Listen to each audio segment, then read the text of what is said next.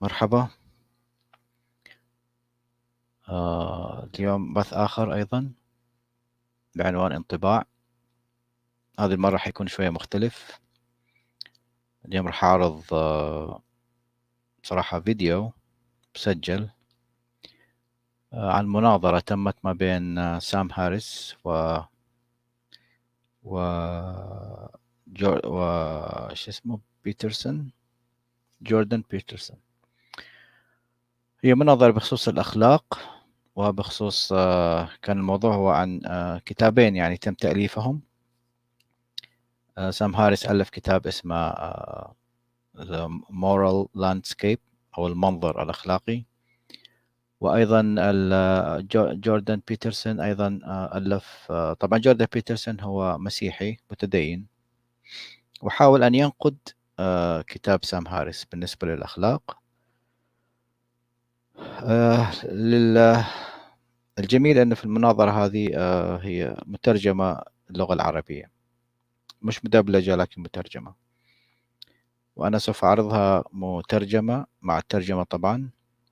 وأيضا قم بتبطيء السرعة قليلا جدا حتى يتم يعني هناك نوع من نستطيع أن نلحق يعني كلامهم الإنجليزي مع الترجمة العربي، يعني يكون أفضل، لأنه بالسرعة العادية شوية يكون صعب، خصوصا الكلمات اللي هم بيتكلموا فيها شوية نوعا ما يعني صعبة، هناك مصطلحات صعبة.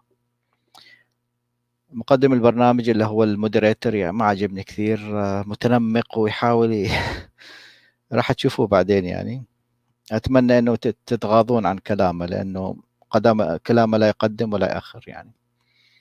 طيب خلونا نبدأ، لأن شوية المناظرة حوالي أكثر من ساعتين. هذا جوردان بيترسون.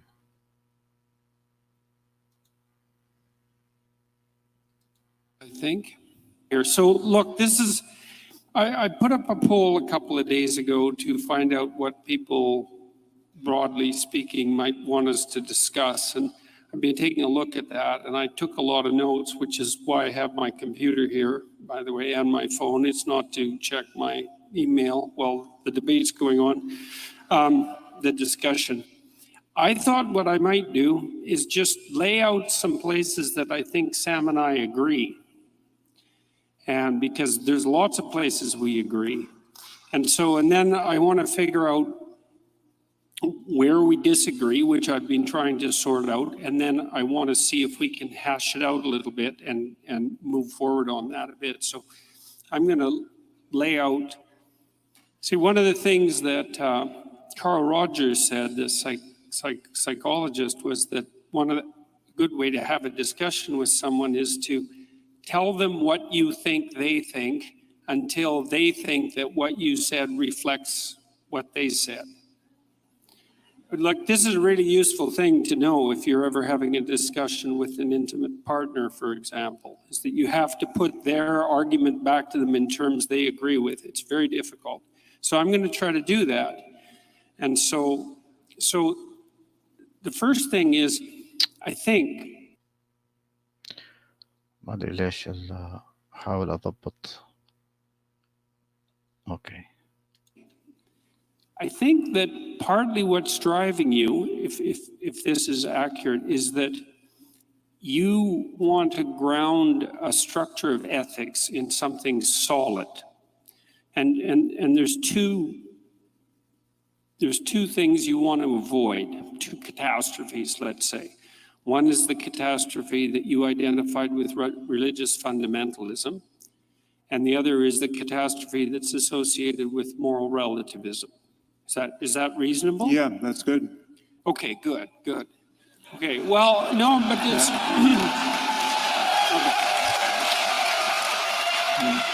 okay. So it's crucially important that we get this right now. And that's something that I think we really agree on, because I've conceptualized that slightly different than you, and that might be relevant, but I think of that as a pathology of order and a pathology of chaos. So the terminology is slightly different, but I think we're working on the same axis. So that's the first thing. And then in order to do that, it seems to me that's your first priority. And then maybe your second priority is something like, you see undue suffering in the world, plenty of it. طبعا هو قصده أنك ترى الكثير من المعاناة، بس هنا الترجمة خاطئة. بيقول له أولويتك الثانية ربما هي شيء من قبيل أنك ترى الكثير من المعاناة التي لا داعي لها. فقط للتوضيح. And you would think that things would be better if that wasn't the case, and that this morality, whatever it's going to be, is at least going to ground itself in part on the presupposition that the less undue suffering in the world, the better. Is that also reasonable? Yeah, I would just add to that the positive side of the continuum as well. So when as you know, the phrase I use, or the word I use for this is well-being. Yep. And I know from having, I don't think we spoke about this on my podcast. طبعا هو جوردان بيترسون يستخدم مصطلح being كوجود، لكن في كتاب سام هاريس يستخدم كلمة well-being، يعني بها نوع من أنواع السعادة، يعني أو أفضل مستوى معيشي ممكن الإنسان يعيش فيه بارتياح، يعني مو شرط سعادة يعني happiness، بس استخدم كلمة well-being، دائما يستخدمها هو في كتبه ومحاضرات. But from having seen you in other interviews, I think you think that phrase doesn't capture everything one could reasonably want, but I think it does. I mean, it's an elastic suitcase term for a reason, and it's actually, in reading your book, I realize there's a point of contact here, because you use the word being, capital B, being, with as though it were imbued with significant gravitas, and so for me, and I agree with you, that's an appropriate use of being. And for me, well-being is simply just the positive side of being. There's the negative side, the suffering we want to mitigate. But I think however good consciousness can be in this universe, that the well-being for me subsumes all of those possibilities. Okay. Well, so I focused on the suffering element, I think, as I've done in my own work, because I actually think it's easier to zero in on, in some sense. Like, I think it's easier for people, and I think you lay out the argument in the moral landscape kind of like this. I think it's easier perhaps to gain initial agreement between people on what might constitute a generalized ethic, to concentrate on what we don't want. Yeah. I'm not saying that what we do want is unimportant, but it seems to me to be harder to get a grip on. We don't want Auschwitz. We don't want the Gulag Archipelago. So, and there are... And I would add, to just closing the door to moral relativism here, those who do want Auschwitz are wrong to want Auschwitz. I mean, it's obviously right. Auschwitz only happened because some people did want Auschwitz, not the victim side, but the perpetrator side. And so crucially for me is the claim that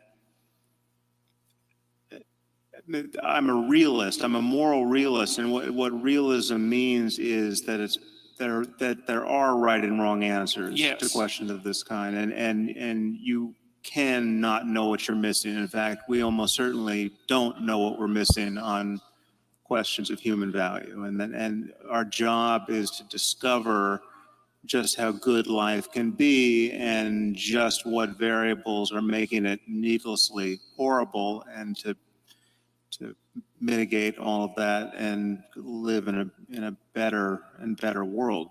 Okay. Well, so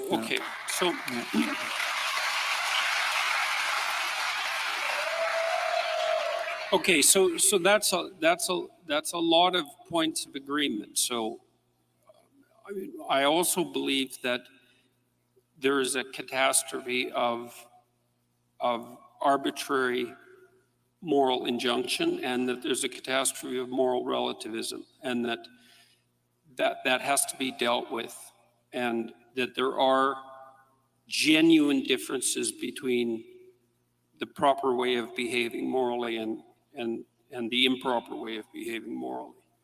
And I think that they are grounded in human universals, even though there's a wide amount of variation. So that's a lot of points of agreement, right? So we know that there's two things we want to avoid, conceptually speaking, which is the moral relativism and this kind of moral absolutism that's grounded in an arbitrary statement of facts that you identify with religious fundamentalism. I would identify that with fundamentalism more generally, not with religious fundamentalism per se, because I see it also happening in secular states. طبعا شوي الكلام هنا ملعبك، يعني اثنينهم قاعدين يقولون كلام ملعبك وصعب ينفهم. بس بالأخير يعني راح يكون كلامهم مبسط أكثر، ويعني راح يكون مباشر أكثر. تحديدا هم يحاولون إنه يتفقون على أرضية مشتركة، يعني خصوصا يعني كل واحد بيعتمد على كتاب الآخر من حيث التعريفات. بس أهم شيء اللي هو نسبية الأخلاق، وبالمقابل اللي هي إطلاقية الأخلاق بالنسبة للأديان. يعني هم يحاولون يجدون أرضية مشتركة أو يعني يلتقون في الوسط. States, let's say, like Nazi Sure. Germany or so it doesn't seem to be religious fundamentalism per se that's crucial to your argument. No, it's not. I mean, so that just to close the loop on that, the only reason why I would focus on religion in particular there is that religion is the only language game wherein fundamentalism and dogmatism is not a pejorative concept. طبعا الدوغماتيزم اللي يتكلم عنه اللي هي الدغمائية، هنا مترجمة على أنها عقائدية. ما أدري إذا الترجمة هذه بصراحة يعني أوفت للكلمة حقها، لأنه دائما العقيدة يعني تتبع أديان معينة، لكن هو يقصد الدغمائية في كل شيء، يعني مو بس بال ما أدري إذا هناك كلمة يعني أفضل من العقائدية بالنسبة لترجمة الدوغما أو الدوغماتيزم. احتمال تكون يقينية، بس ما أعتقد، ما أدري. بس الدوغماتيزم هي الدغمائية يعني، أو هي يعني الإيمان بشيء بدون دليل أو بدون دليل صالح مثل ما هم حيقولون الآن. Dogma is a good word specifically within Catholicism, and the notion that you must believe things on faith, that is in the absence of compelling evidence that would otherwise cause a rational person to believe it, that in a religious context is considered a feature, not a bug. Elsewhere, we recognize it to be a bug, and that's why the unique focus on religion. All right. So is it reasonable to assume that we've already established, at least in principle, that there's an association between the totalitarian regimes, let's say, and dogmatism, yeah. And the dogmatism that characterizes religious belief. Yeah. What do you think, although at least in principle, the secularist totalitarian states and the religious fundamentalist totalitarian states do differ in one important regard, which is that the religious types ground their axioms in God and the secular totalitarian types don't. And so there's got to be something about totalitarianism per se that's independent of, that's associated with religious belief in the manner that you just described, but that's not particularly associated with the belief in God. There's something that makes them, that's a commonality between them. And so do you have any sense of what that might be? Well, I think one has to acknowledge that there's something uniquely pernicious, at least potentially about religious beliefs, because they have the otherworldly variable, the supernatural variable, the you're going to get everything you want after you die, so this life doesn't matter issue. That allows for a kind of misbehavior that is especially Okay, so it seems that the claim would be that if you put forward axiomatically your claim that God exists, then you can use that claim to justify whatever arbitrary atrocities your system might throw off. Yeah, I mean, I guess Okay. the only point I was making there is that not all dogmas are created equal. Some dogmas are on their face more dangerous and more divisive. You know, Right, but what I'm curious about specifically is, because it seems to me that the dogmas of the USSR and the dogmas of Nazi Germany were as pernicious as any religious dogmas, and they may also share important features with Yeah. pernicious. طبعا هنا كالعادة يعني المتدينين دائما يستشهدون بالأنظمة الدكتاتورية والمجرمة مثل هتلر، مثل ستالين، مثل هو دا يقول له هنا يعني أنت الدغمائية اللي موجودة في نظام هتلر يعني تقريبا أنت تعتبرها نفس الدغمائية أو لها عناصر مشتركة ما بينها وما بين دغمائية الأديان، والتي تؤدي إلى كل البشاعات والمجازر يعني. بس هو راح يوضح له هنا سام هاريس. Religious Oh, yeah. dogmas, but it isn't clear to me from your perspective what those commonalities would be. Well, so I mean, in some ways, you're recapitulating an argument I've made, and this is an argument that I would make against you were you to claim, as you have elsewhere, that atheism is responsible for the greatest atrocities of the 20th century. The idea that Stalinism and Nazism and fascism were expressions of atheism simply doesn't make any sense. I mean, in the case of fascism and Nazism, it doesn't make any sense because the fascists and the Nazis, by and large, were not even atheists. I mean, Hitler wasn't an atheist, and he was talking about executing a divine plan, and he got lots of support from the churches, and the Vatican did nothing to stop him. And fascism, as you know, coexisted quite happily with Catholicism in Croatia and Portugal and Spain and Italy. So, but even in the case of Stalin, what was so wrong with that situation were all of the ways in which it so resembled a religion. You had a personality cult, you had dogmatism that held sway to a point where apostasy and blasphemy were killing offenses. You know, the people who didn't toe the line were eradicated, and you know, so to take a more modern example, North Korea is a religious cult. It just doesn't happen to be a one that is focused on the next life or you know, supernatural claims of, So what would magic. so what would be the defining characteristics of a religious totalitarian movement that would make it different from a non-religious totalitarian movement? Well, I mean, because there's aspects that are similar. They're very similar. I mean, the problem is dogmatism. The overarching problem is believing things strongly on bad evidence. And and the reason why dogmatism is so dangerous is that it doesn't allow us to revise our bad ideas in real time through conversation. Dogmas have to be enforced by force or the threat of force, because the moment someone has a better idea, you have to shut it down in order to preserve your dogmas.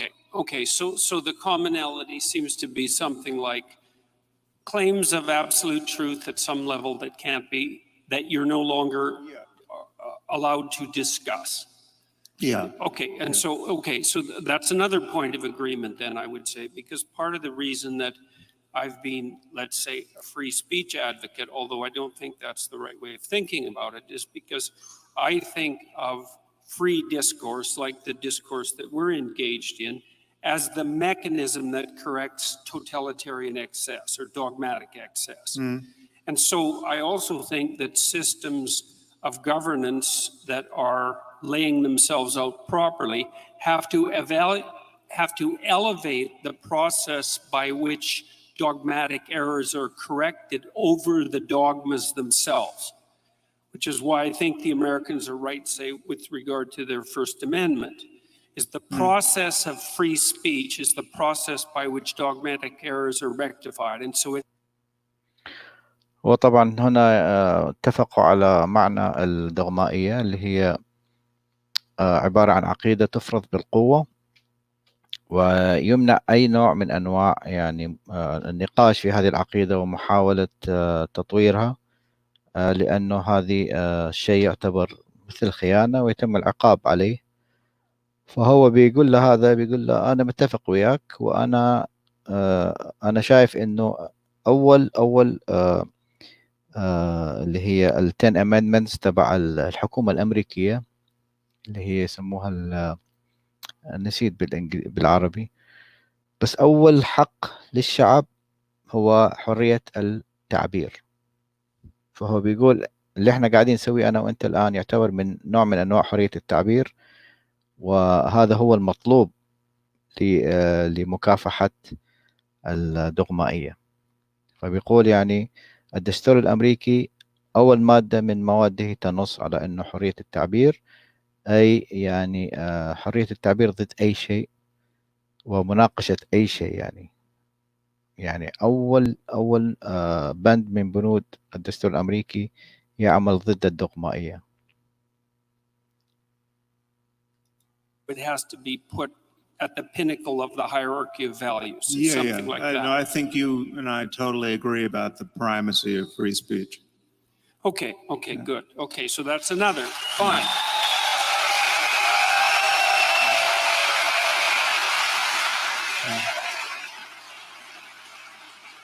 Okay, so then wait, I think there's one point that we should just lock in our gains here. It sounds like what you're saying is that the reason to fear religious dogma is really on the dogma side and not the religious side, which at least leaves open the possibility that something could exist over on the religion side that doesn't have that characteristic, right? That often they travel in tandem, but هذا المدير الحوار طنشوا كلامه لأنه كلامه ملعبك ومو مفهوم وما له أي داعي. The thing to fear is not the religious belief, it is the dogmatic nature of the way it is conveyed. Oh, yeah. Is that fair?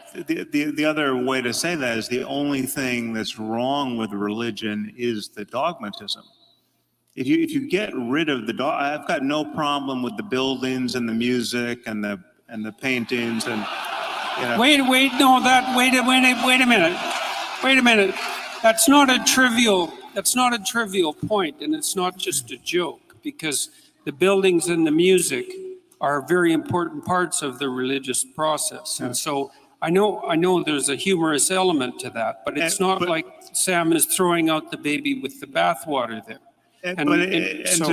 And to go further than that, I've got no problem. In fact, I'm deeply interested in the phenomenology of spiritual experience. So whatever experience someone like Jesus had, whoever he was historically, or any of the other matriarchs and patriarchs of the world's religions, that phenomenology is subjectively real. I mean, it's diverse. I'm not saying everyone's had the same experience, but there are changes in consciousness that explain both how religions have gotten founded by their founders and the experiences people have had in the presence of those people or by following their methodologies that seem to be confirming of the dogmas that grew up around those traditions. And my issue is that whatever is true about us spiritually, whatever opportunity being born into this universe actually presents as a matter of consciousness spiritually, that truth has to be deeper than accidents of culture and just mere historical contingencies. The fact that somebody was born in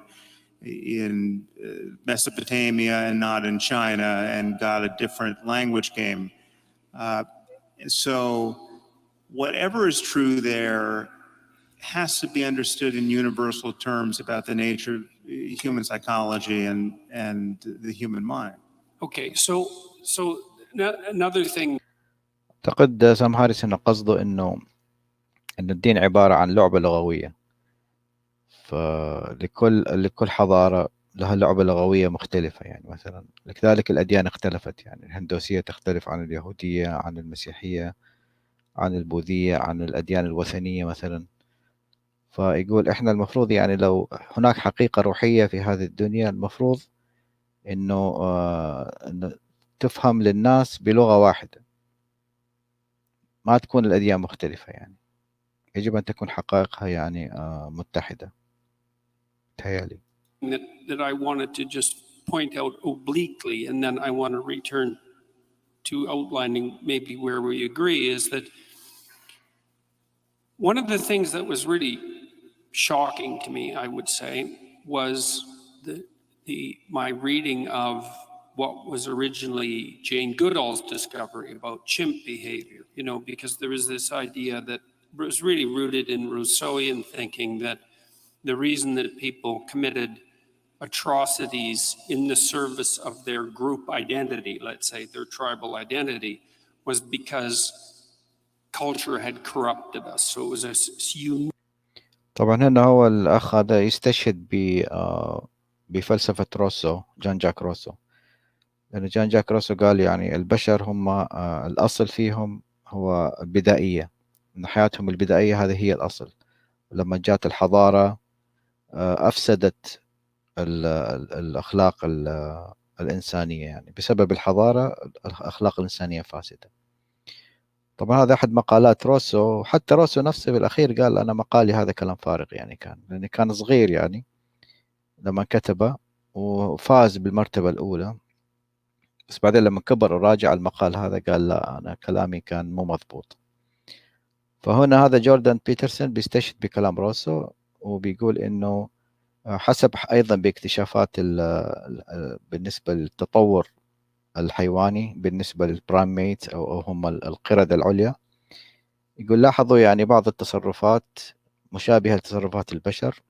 يقول كان في مثلا 2 من القرود الحراس كانوا يلفوا حوالين المنطقة اللي عايشين فيها مثلا قبيلة القرود هذه، وإذا لقيوا أي أحد متسلل من برا يعني يلزموا هذا القرد المتسلل ويقطعوا إلى أوصال يعني.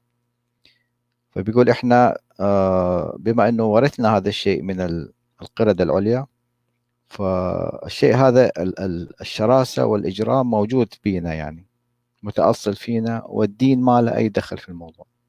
يعني هذا اللي يهدف له جوردان بيترسون. Uniquely human thing.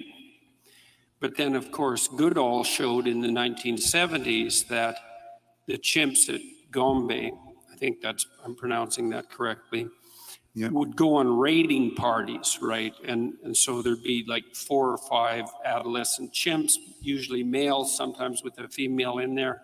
They would patrol the borders of their territory.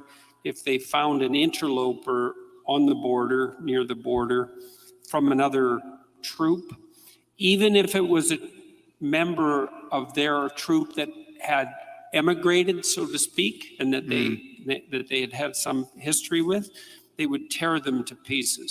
And of course, that was shocking to Goodall, and my understanding is she had some trepidations about publishing it, although she did. But then that's been noted repeatedly in other forms of chimp behavior. So See, I've been really interested in the commission of atrocity in the service of belief. And it's tempting to pin that, say, on dogma and then to associate that with religious dogma. I think that's all tempting.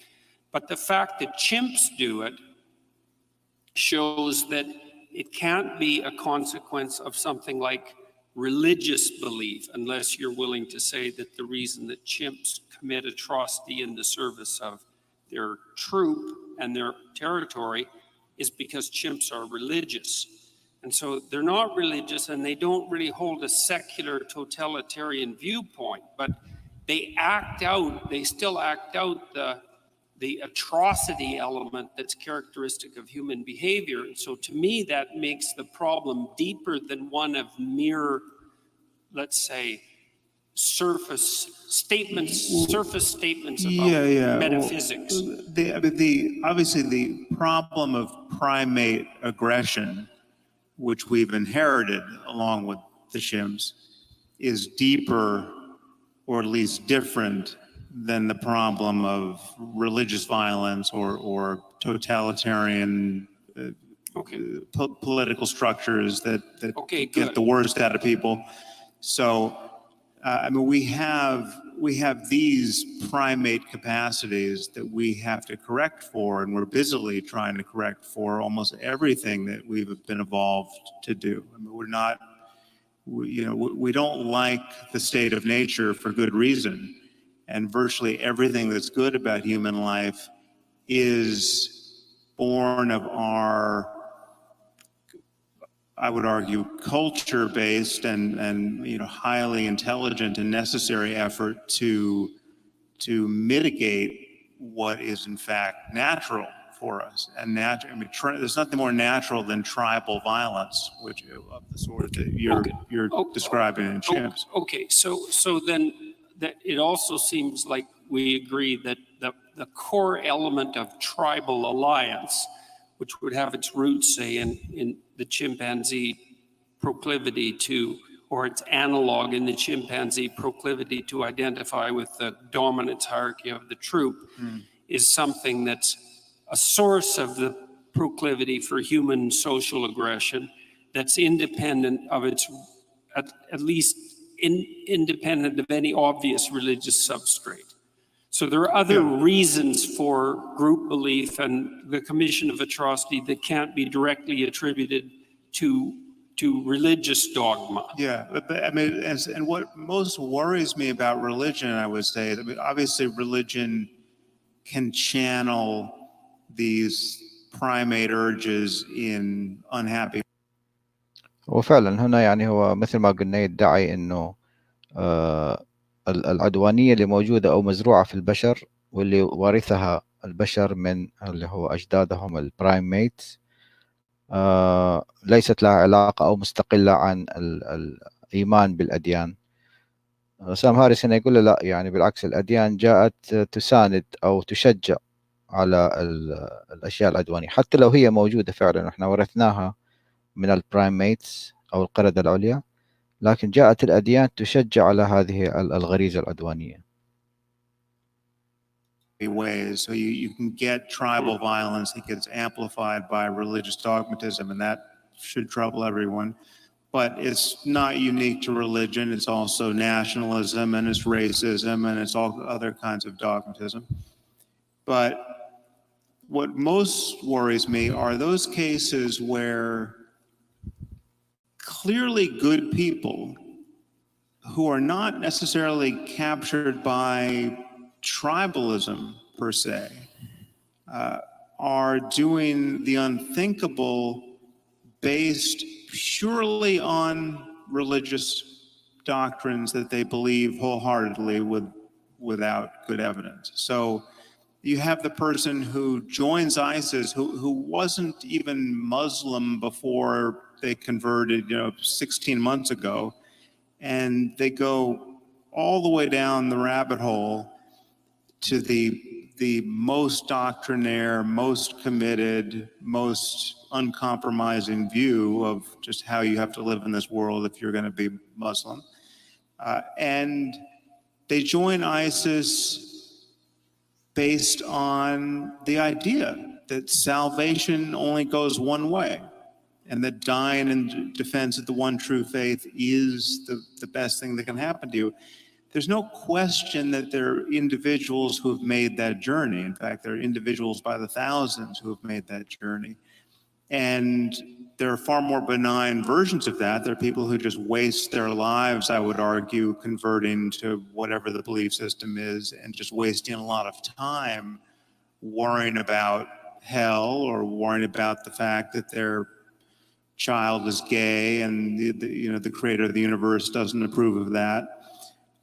And there are all kinds of suffering that strike me as truly unnecessary, born not of, again, ape-like urges, but ideas that any rational person would, if believed, would follow to that same terminus. I mean, the thing is, if you buy the fact, again, to take Islam as a current example, if you buy the claim that the Quran is the perfect word of the creator of the universe, never to be superseded by anything humanity does now or 1,000 years from now, that commits a rational then the exercise of human reason is bounded by this,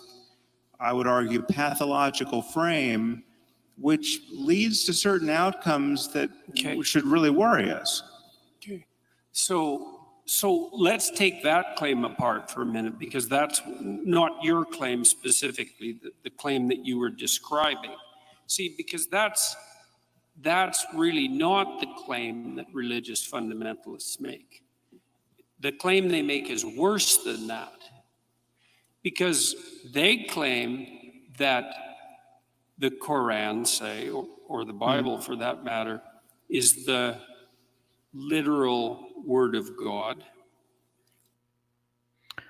طب هنا في أخ اسمه زياد علي بيسأل أسئلة يعني do you have any book regarding of that?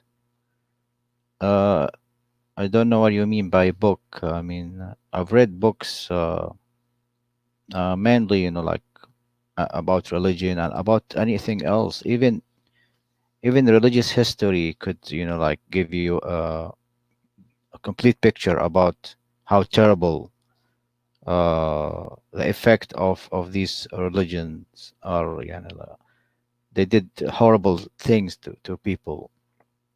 I don't know what you mean by books and resources. Those guys are well-known philosophers, and they have books already in the market, and also they've been citing a lot of researches and stuff. So I don't know. I hope this answered your question.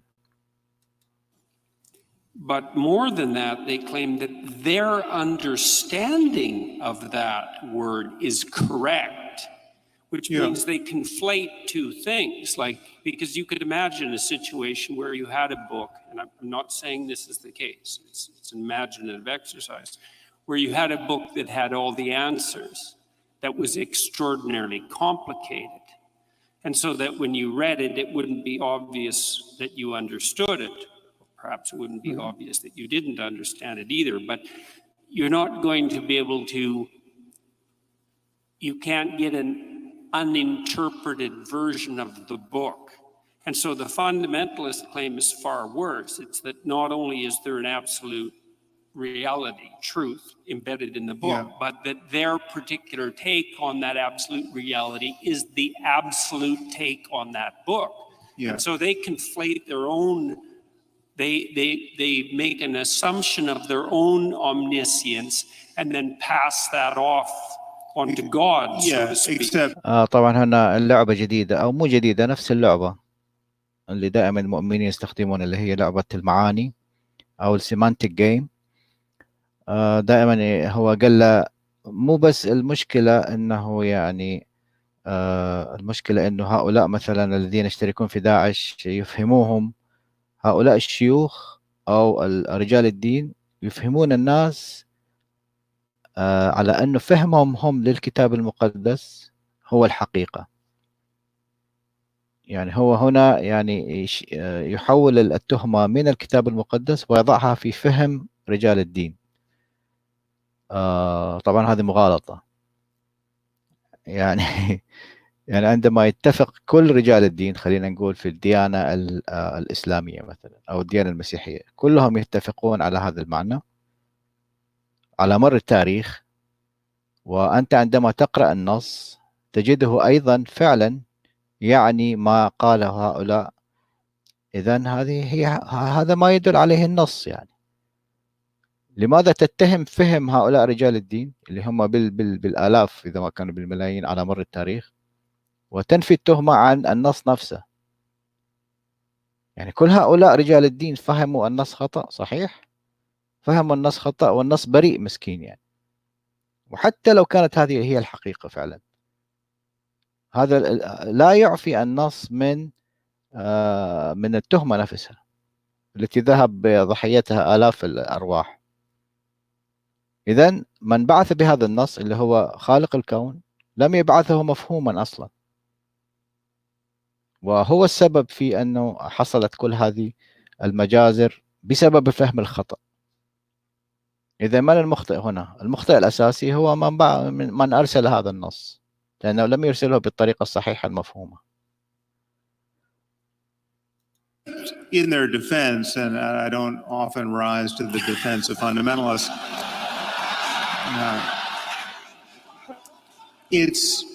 it's very easy to get there because some of the claims in the book are not at all hard to parse. In fact, so many of them can only be honestly interpreted one way.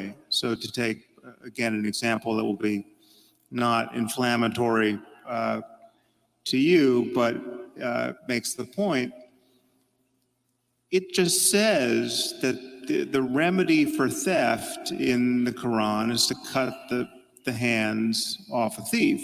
I mean, that is the unambiguous injunction. It's not an allegory. It's not. So. هنا أفهمه، يعني قال له يعني مثلا آية إنه قطع يد السارق ما هي استعارة مثلا أو حكاية أو تشبيه أو يعني شيء مو مفهوم، واضح جدا وتم تطبيقه يعني. فليش تتهم إنه رجال الدين لم يفهموه؟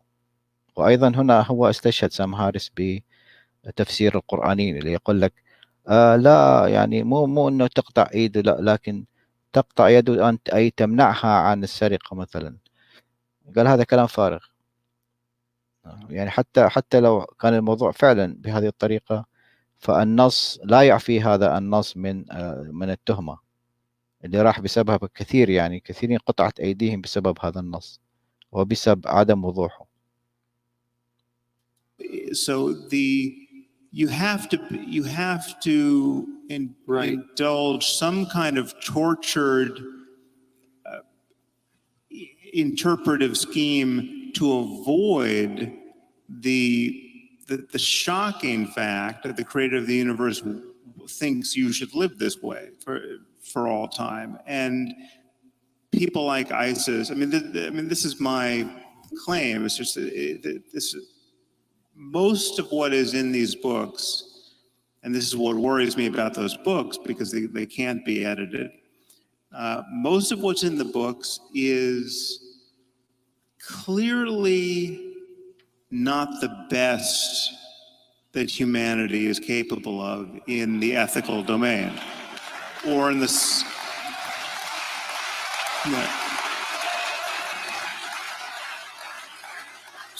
أنا صف قوله لأنه يعني بيقول إنه البشر قادرين على أن ينتجوا أخلاق أفضل من التي جاءت في هذه النصوص المقدسة. So clearly, and this is true for morality, most pressingly, but it's true for science, it's true for economics, it's true for anything else that we are wise to pay attention to.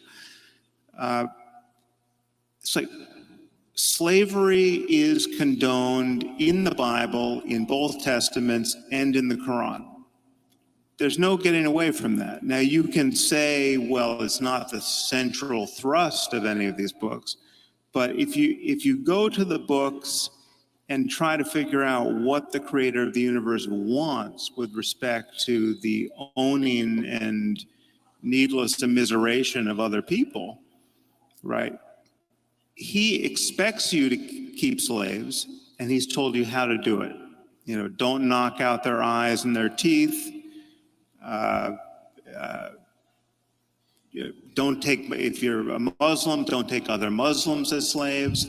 But it's not an accident that the people who joined ISIS thought that انه سام هاريس يقول يعني المسلمين المفروض ما ياخذوا مسلمين اخرين كعبيد. لا، حصلت عندما حصل الحرب ما بين يزيد بن معاوية والحسين، واليزيد سبى كل نساء الحسين، سباهن، يعني هن مسلمات، يعني هن من حفيدات الرسول، يعني فلا شيء يمنع انه ان يؤخذ عبيد وسبايا في الحروب حتى ما بين المسلمين.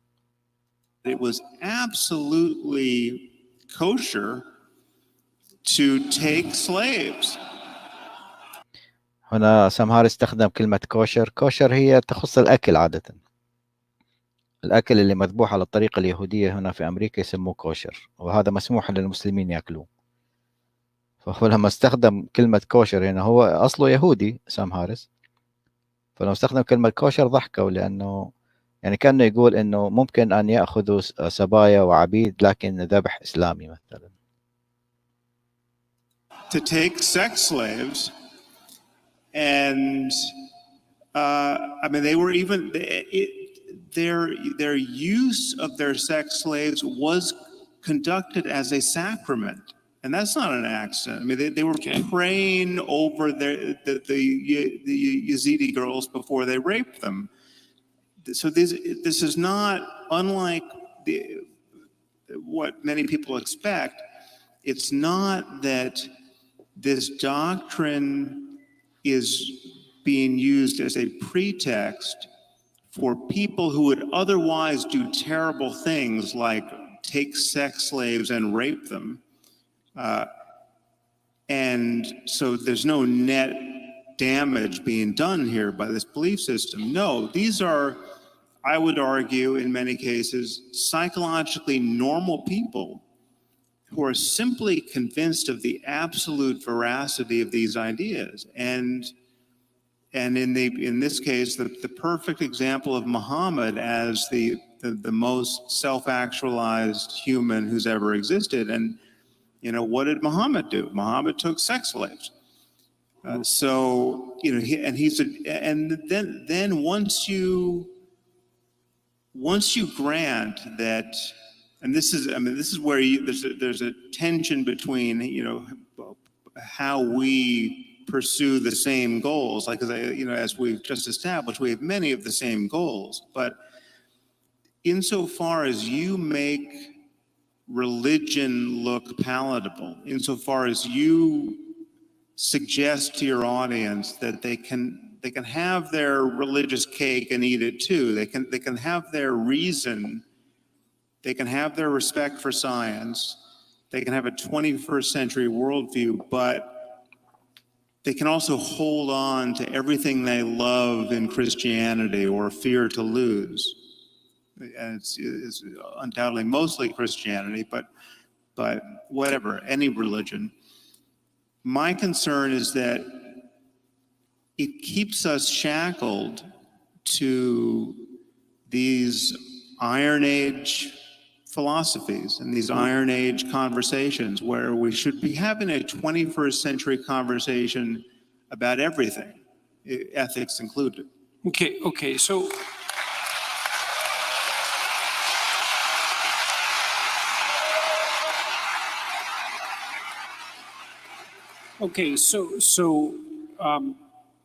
but I want to ask you a little bit about your feeling about. Wait, before you move on, I want to get each of you to clarify something so that we know where we are. So Sam, you said the problem here is that the dogma can't be updated, right? That slavery is with us permanently because it's written into the dogma. But clearly, most of the traditions in which it's written into the holy book don't practice slavery, and the people who adhere to these belief systems wouldn't defend slavery. So clearly, there is the capacity for an update mechanism. Well, no, but not really. I mean, they've been forced, they've had it beaten out of them, right? I mean, هذا السؤال الوحيد اللي سأله يعني بمعنى هذا المقدم. قال له يعني أنت تقصد أنه النصوص الدينية هذه بما فيها من دغمائية لكنها قابلة أنه يتعمل لها أبديت، يتعمل لها تعديل، والدليل على أنه الآن يعني كل المسيحيين مثلا حتى المسلمين لا يمتلكون عبيدا ولا يستعبدون أحد. سام هاريس قال له صحيح، لكن هذا تم بالقوة، يعني بقوة العلمانية، هم ما سووها يعني بخاطرهم، يعني أجبروا على هذا الشيء. It's been beaten out of them، يعني بالضرب جوا بالتهديد والضرب. we fought a civil war in the U.S. to get rid of slavery. It was Christians who abolished slavery in England, though. What was that? It was Christians who were at the forefront of the movement to abolish slavery in England. There are Christians on either side of everything. I mean, there's no one else to do the job. Right, but that's the update. هنا لما قال له انه احنا سوينا حرب اهليه في امريكا بسبب تحرير العبيد، كان الجنوب يريد يحرر العبيد والشمال لم يريدوا ان يحرروا العبيد، فصارت حرب اهليه بسبب هذا الموضوع. فهنا قال له شو اسمه هذا جوردان، قال له في بريطانيا المسيحيين هم كانوا اول من حارب لكي يلغي العبوديه في بريطانيا، وصح كلامه يعني تاريخيا. فقال له سام هاريس هنا مسيحيين هنا مسيحيين، طيب شو استفدنا؟ اللي كانوا يريدون الاستعباد هم مسيحيين، واللي حاربوا هذا مسيحيين، هذا لا يعني شيء يعني.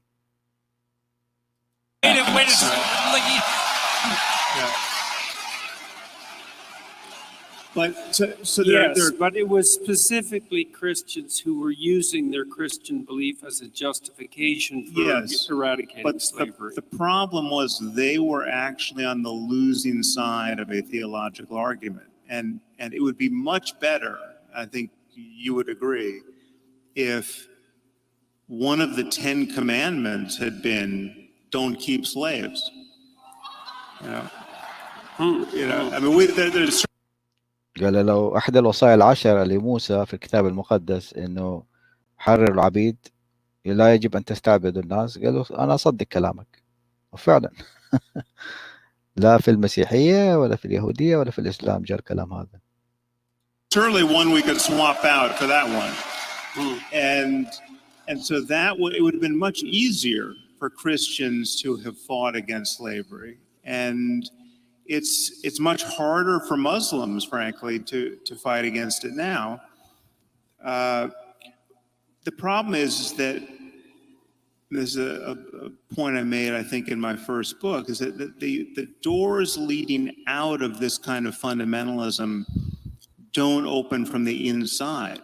They get bashed open from the outside. And it's humanism and it's secularism and it's scientific rationality that has exerted such pressure, such winnowing pressure on Christianity, now for multiple centuries, that's why we're not encountering the Christians of the 14th century on a daily basis. We are essentially encountering Muslims of the 14th century, not only in the Middle East, but in our own societies, in terms of their intuitions about how we should all live, right? I mean, the fact that 0% of the UK Muslims think homosexuality is acceptable, right? 0%. I mean, there's almost no question you can come up with where we could poll this society and say, I mean, do you think that the lizard king is living in the Oval Office? you never get a 0% response to any poll question, right? But if you ask Muslims on the streets of London, is homosexuality morally acceptable? Apparently, you can find no one who says it is. That's shocking, and it's not an accident, right? And it would be much easier if the book actually said, actually, you can love anyone you want, and it's not a problem. It is shocking, but I think, there's a reason that you keep finding yourself at Islam, which may be the slowest to update for reasons that may be ancient. But I wanted well, to... that is a useful.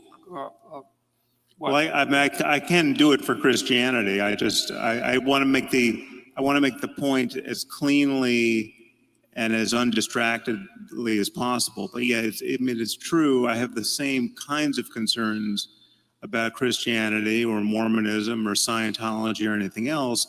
And the point is they're all different. And there's no reason to be, because, Islam, to take the case where it's fine, Islam doesn't represent any impediment to stem cell research, right? Because they just don't think that the fertilized ovum is immediately ensouled. It waits 40 days or 80 days or 120 days, depending on what hadith you believe. So it's just that never came up when we were all complaining about how religion, in this case, Orthodox Judaism and Christianity in the States, was posed an impediment to embryonic stem cell research. Okay. Hold on. I wanted to ask you. ويقول يعني إنه اللوبي الديني في أمريكا طبعا المسيحي كان يعني هو وقف ضد كل تجارب خلايا الجذعية اللي هي الستيم سيلز ريسيرش. هذه الخلايا الجذعية كانت يعني تهدف إلى إنتاج مثل ما نوع من أنواع الاستنساخ، وكانت تنتج أعضاء آدمية.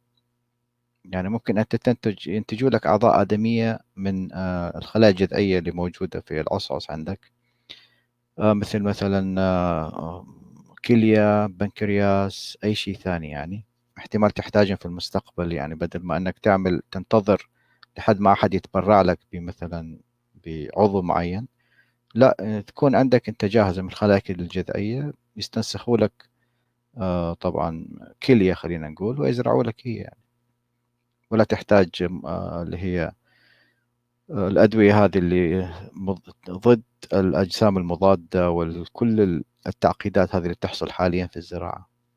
لكن هذه كل الأبحاث وقف ضدها اللوبي الديني، يعني يقول لك حرام وأنت تلعبون في خلقة الله والكلام هذا. Clarifying question too. Yeah, sure. Same level. Would you agree that there are things written into these religious texts that are unambiguously unacceptable viewed through a modern lens, and not because the texts are so complicated that we have misunderstood something, but there are things that are just written in there that we now understand to be wrong? Okay, so the first thing I would say is that we have to be very careful about equating all the religious texts. And I do actually think that you are careful about that, but that's something we can have a discussion about a little bit later. I agree with you there. So because, for a lot of my life, I would say, more interested in the universal truths expressed in religious belief across different cultures. But I've become more and more aware of the important distinctions between the religious cultures, maybe in the last 10 years. So it isn't clear to me that you can just throw all religious dicta in the same bucket. And there's complex reasons for that. So, and one question which you kind of sent at Sam already is, do you see a hierarchy of unacceptability between different religious doctrines? I mean, and I would say you acted, okay, fine. So, okay, now, but here's an interesting issue. And I think we're starting to zero in on, we've covered what we agree on, a lot of it, but there's another thing. Answer Brett's question, because I think it was a good Sorry, I answered the first half of it, but the second part is, I think that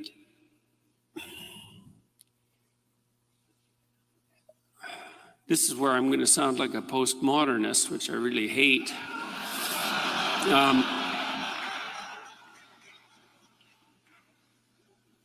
I would say sentence by sentence, yes, you're correct. Paragraph by paragraph, perhaps.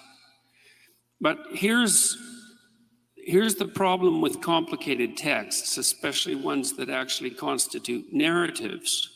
So imagine this. So imagine you're at a movie, and it's a movie with a twist at the end. And so the entire movie is set up to make you think one particular way and to have one set of experiences. But when you put the twist in at the end, it changes the entire structure. And so this is one of the complex problems that actually led to the rise of postmodern interpretations of literature, which is that if you take a complex narrative, there's a very large number of ways of interpreting it. And it isn't self-evident which of those are canonically correct. And we can deal with that horrible issue later, but it's a good objection and it's true. And what it does is it makes these sorts of things quite complicated, because in the Bible is a series of books, and they had influence on one another, and they were sequenced with a very complex editorial process. And there's actually a developmental narrative that links all the chapters together. And what that means, this is at least, I'm going to speak from the perspective, or in terms of analysis of the Christian Bible. What it means is that you have to read the beginning as if it's also influenced by the end, which is what, by the way, and in case you think that I'm weaseling around here, and I'm not, is that that's exactly what you do every time you read any story, any work of fiction. You say, well, you're not claiming that the Bible is a work of fiction. It's like, don't, that's just a cheap objection. That's not my point. طبعا هنا هو يحاول انه يقول انه بالنسبة للعهد القديم والعهد الجديد انهم هم مكملين لبعض، ولازم يجب ان يعتبر العهد الجديد هو مكمل ونهاية للعهد القديم وتطور العهد القديم والكلام هذا. فخطة مفضوحة، طبعا الحيلة مفضوحة جدا، وسيرد عليه سام هاريس. My point is that it's a narrative, and everything in a narrative is conditioned by all the rest of the things in the narrative. And it's well known, like if you're a screenwriter, for example, there's an old dictum, I don't remember who generated it, was one of the great Russians, that if there's a rifle lying on a table in the first scene, that it better be used by the end of the second scene, or it shouldn't have been there at all. So there's this coherence. I'm looking for the rifle in your answer to this question. Yeah, I want it to be used.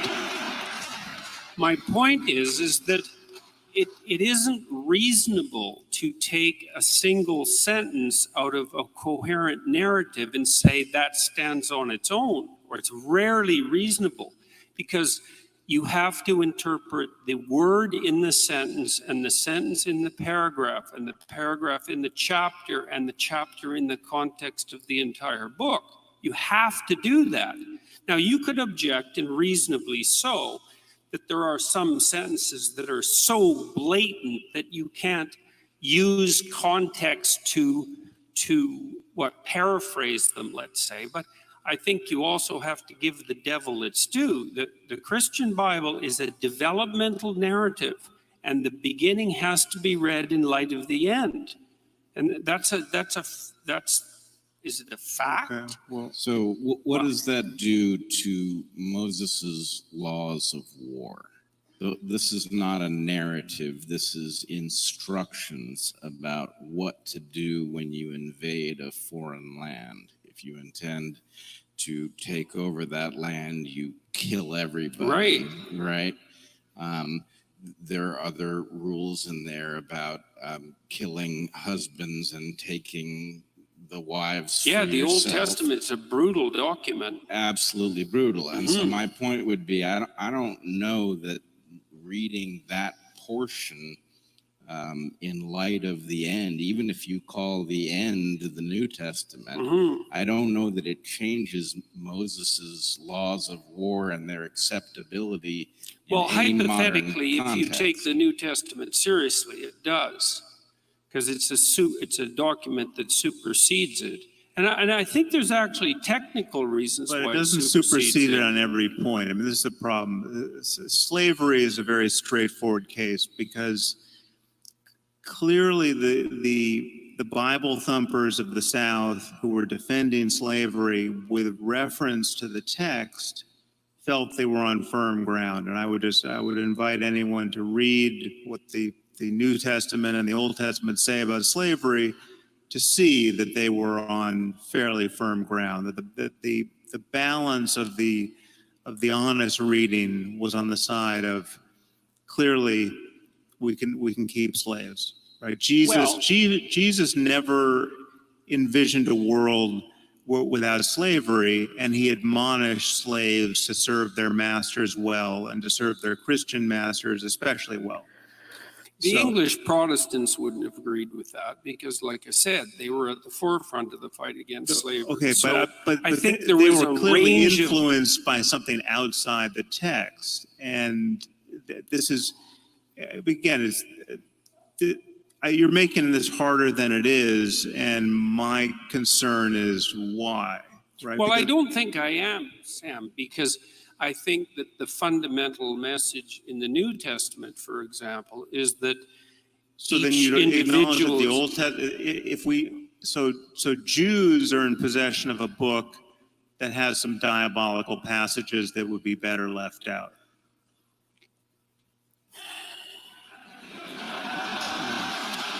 You're not going to offend me. هنا أحرجوا طبعا سام هاريس، قال يعني قصدك أنه العهد الجديد جاء لكي يبطل الكثير من الآيات أو يلغيها، كل الآيات اللي موجودة في العهد القديم اللي مليئة بالوحشية والقتل. فطبعا ما قدر يرد مباشرة، قال له ما تقدر طبعا أنت، لأني أنا يهودي ما حتقدر تهيني يعني لأن العهد القديم طبعا كتاب يهودي أصلا. It's not like in the Old Testament itself, in the Jewish Bible, there's also the seeds of the same tension. So, for example, there's a tension, and this should be a tension that's of interest to you, because you've stated quite clearly in your book, in the Moral Landscape, that you don't want to throw the baby out with the bathwater with regards at least to religious phenomenology. You said that, for example, I still consider the world's religions to be mere intellectual ruins maintained at enormous economic and social cost, but now I understood that important psychological truths could be found in the rubble. Well, I'm trying to find the important psychological truths in the rubble.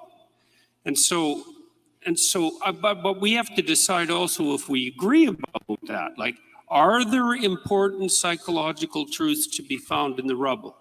Oh, absolutely. Okay, But the problem with Revelation, this notion of Revelation, this notion that some books weren't written by smart people, they were written by God, confines you to taking the whole text, even though this text was cobbled together over centuries, and for whole centuries, some books were in the New Testament and then they got thrown out centuries later.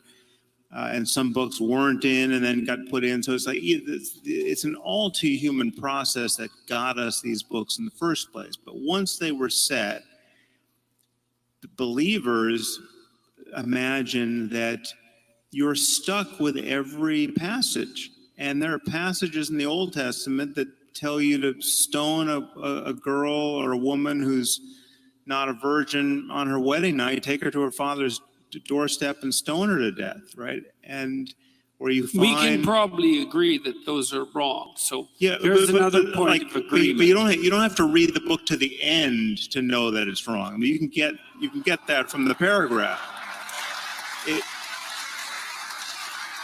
Yeah, but that isn't what I said. I didn't say you had to read to the end of the book to know that it's wrong. I said that you needed to read to the end of the book to contextualize those statements within the whole. I didn't say that you needed to read. There's no exculpatory context to those kinds of statements, and that's a problem. Well, there is in the Old Testament. There's a real tension, and this is, I think, the tension that would be of interest to you, is there's a tension between the dogmatic and the prophetic traditions. And I think to the degree that you're interested in religious phenomenology, you find yourself on the side of the prophetic tradition. And the prophetic tradition has implicitly in it, what would you call, an implicit damnation of those those cruelly dogmatic rules. You see that emerge all the time in the prophetic tradition. Arguably in Christianity. I mean, I think. No, in Judaism, it's clearly there in the Old Testament with the distinction between the. I was going once again to Islam, but every prophetic. I mean, the notion of prophecy is dangerous and worth worrying about. I mean, the idea that any ancient book contains in it a perfect description of a rightly interpreted, however difficult to interpret it, if you're only smart enough, you could extract from this text a perfect window onto the future, right? And that whole generations of people have lived by the lights of this cockamamie idea, right? That the world is going to end and its ending is going to be glorious, right? This is at the center of most eschatologies. It's just that when the wheels come off totally, right? That's on some levels the best thing that's ever going to happen, because it's showing you that in this case Jesus is going to come back and throw the sinners into a lake of fire. And I've read to the end of the book. It's pretty scary at the end as well. I mean, Revelation is. Yeah. No kidding. Well, that's a really good objection. But like when I did my lectures on the Bible last year, I said that they provided the psychological take on the biblical lectures, and that's what I'm going to attempt to maintain here, because I don't believe that I'm qualified to make fundamental metaphysical statements, but that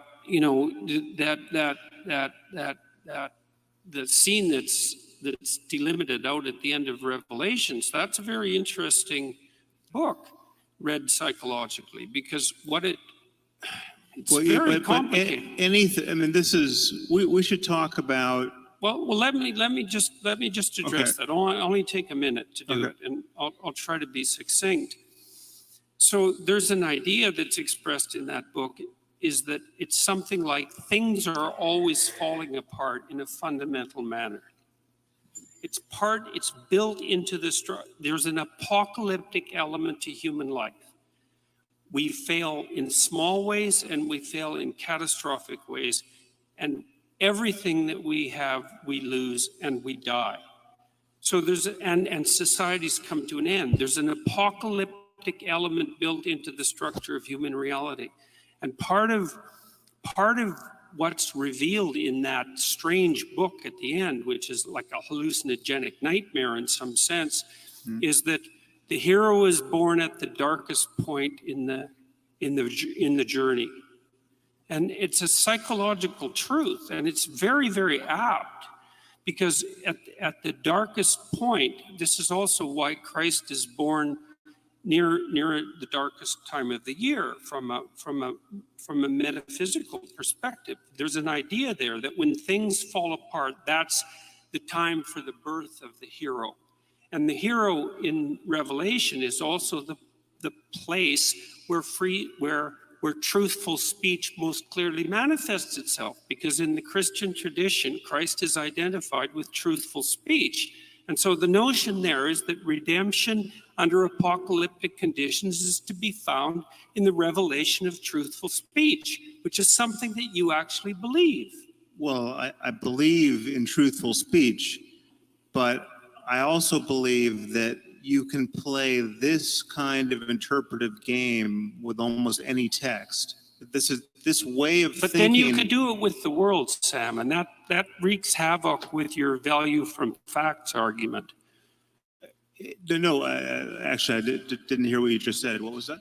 Well, I said you can make exactly the same objection with the world of facts. Is there's an infinite number of facts, and there's an infinite number of potential interpretations, and so tracking the pathway from the fact to a value is actually impossiple. It's the same argument with regards to biblical interpretation.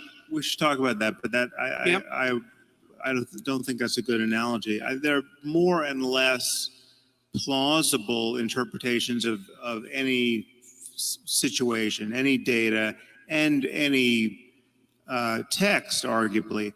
But the problem is that you can read into any story some apparently meaningful set of psychological insights, which... But you can do that with any set of facts, too. Well, no. I mean, there are certain things you can't over-interpret to your heart's content and come out any way you choose. My point is that first of all, this is why fundamentalism always has an edge over more sophisticated theology, because the sophisticated theology is in most cases inspired by a more and more modern recognition that, well, we can't read it literally because it either makes no sense or it makes barbaric sense, right? So we have to get away from the literal. And the more you get away from the literal, the more you are unconstrained by the text, and you can just broadcast on it anything you want to put there. And so, you know, the literal, there's no question that most generations of Christians who read Revelation expected the world to end in some literal sense of this kind of phantasmagoria. I mean, there was going to be a beast, and it was. I mean, this. So, you know, undoubtedly they thought this was going to happen in their own time, you know, under Rome, but this is you know, if you're going to go purely literary on any of these texts,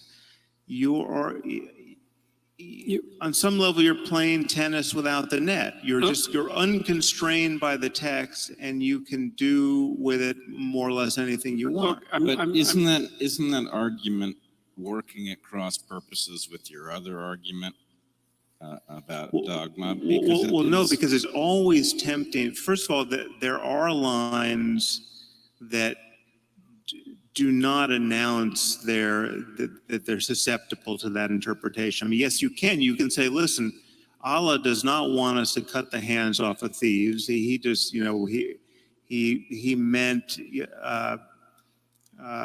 cut the hand of their volition rather than their actual hands, right? So you're constraining them rather than cutting. Now, sure, undoubtedly there was some Muslim somewhere who wants to interpret it that way, but it gets harder and harder the clearer the line is. And the problem with all of these texts is that there are so many principles. Again, I mean, so to read Revelation any way you want, it is still a problem that it is perfectly rational on the basis of reading that text to expect the world to end and for Jesus to be the only savior of it. Therefore, if you happen to be born a Hindu or born a Muslim or born a Jew who doesn't recognize Jesus to be the Messiah, you are screwed for all eternity. It's a funny thing, though.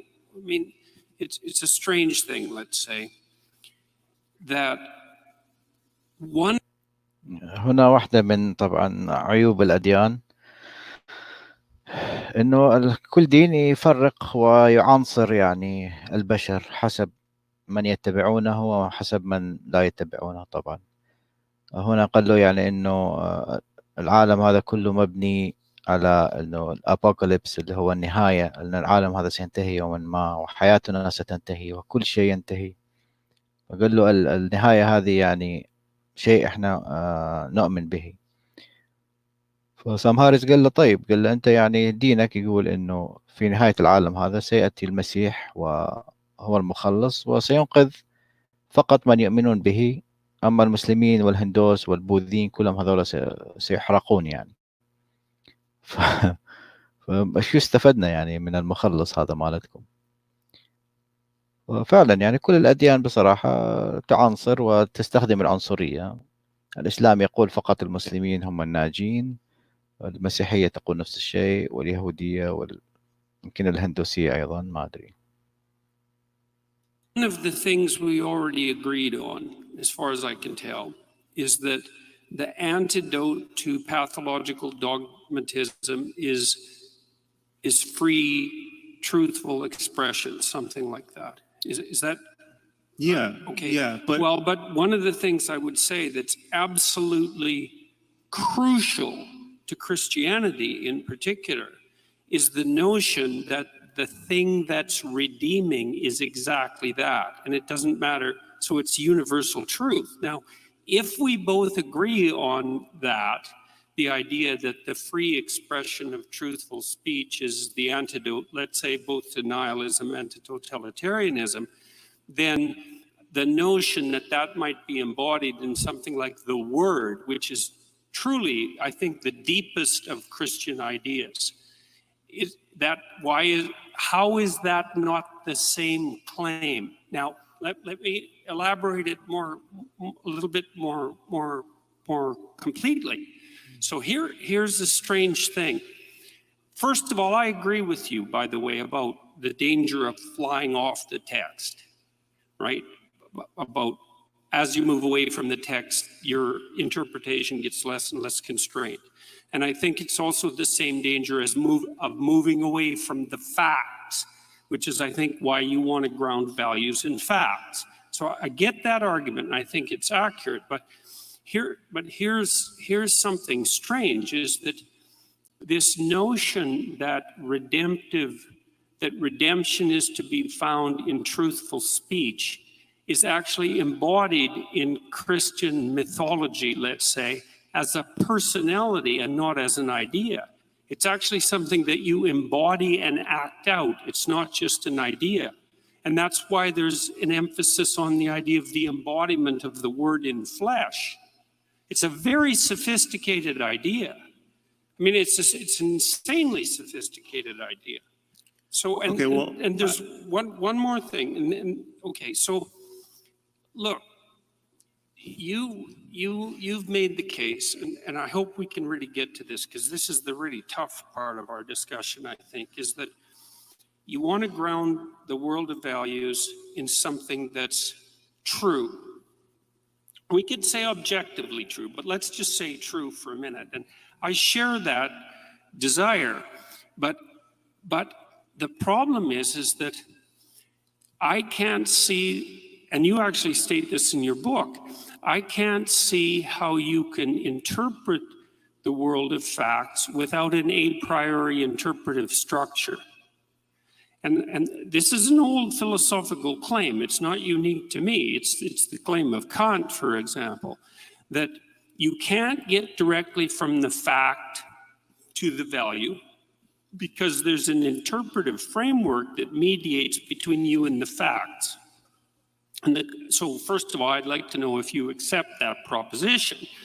And then the second question would be, هو هنا جوردان بيترسون يعني هو بيستدل بفلسفة كانت، يعني لأنه كانت قال هناك معرفة قبلية للبشر، يعني مثل كيف هم يدركون الزمان والمكان مثلا. هذا لا يمكن أن يتم إلا بمعرفة قبلية الإنسان مبرمج عليها. يعني طبعا كانت استعان بالميتافيزيقيا هنا بالكلام هذا، لكن كانت لم يحضر أو يعاصر مثلا نظرية التطور وكل النظريات الجديدة. يعني حتى الفلاسفة اللي أتوا من بعده مثلا فرانسيس بيكون وجون ستيوارت ميل والكلام هذا، كل الشباب هذول طبعا غيروا تقريبا، نسفوا هذه النظرية. يعني ما في شيء اسمه معرفة قبلية. if you do accept the proposition, then what's your understanding of the nature of the interpretive framework? Because I think it's best understood, at least in part, as a personality or as a story for that matter. So, Well, I think our intuition of truth, the intuition that there's a difference between fact and fiction or fact and fantasy, the intuition that we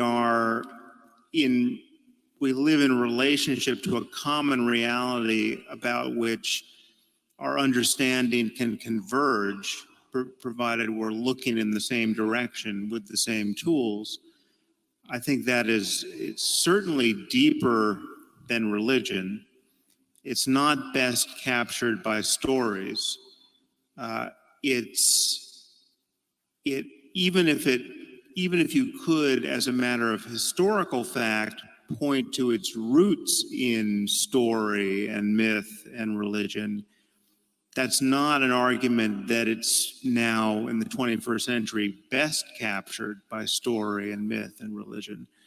I think it is a fundamental intuition to which our sanity, both personally and intersubjectively, is anchored. I mean, to lose a sense of objective reality is to lose the platform on which you can communicate with anyone and or rationally expect anything to happen a moment from now. To think that your memory represents something about a prior state of the world and your beliefs represent something about a possible state in the future, all of this is anchored to a sense that there's a difference between knowing something really and just imagining it, right? There's a difference between perception and hallucination. All of these distinctions are born of this intuition. I think we have fundamental intuitions which are either impossible to analyze or can be analyzed with respect to only other intuitions, which we deem more rudimentary, upon which everything else we do as a matter of knowledge gathering and sense making is built. So the intuition that 2 + 2 makes 4, right? You at some point you learn basic arithmetic and you learn what addition is, and it's demonstrated to you with objects, and you take 2 apples and you take 2 more apples and then you have 4 apples. Look, just count them. The intuition that can be generalized to any 4 objects right? That it's not just a fact about apples, right? This is something that we are clearly designed to have. There are places where it might break down, right? It might break down at the quantum level. It might break down in areas where our intuitions fail. We recognize those failures in science and mathematics by recourse to other intuitions, which again are unanalyzable. But so there is just this fact that we do pull ourselves up by our bootstraps. Mm-hmm. And that's not embarrassing. I mean, okay, so what's the difference between and I'm not trying to trap you here. I'm seriously not. So there might be mathematical intuitions, a prioris, let's say. Kant identified time and space as a priori intuitions. Right. But I think there's a third category of a priori intuitions that are in fact stories, or their personalities or stories. So let me give you an example. So I'm going to do a quick rereading of the moral landscape. So because, see, you talk about G.E. Moore's argument of infinite regress. If you claim that something's good and you equate it with something, you can also ask infinitely why the thing you're equating it with is good. Now, it seems to me that the way that you step out of that argument, and correct me if I'm wrong here, is you tell a story. I'm not trying to be smart about that. You tell two stories.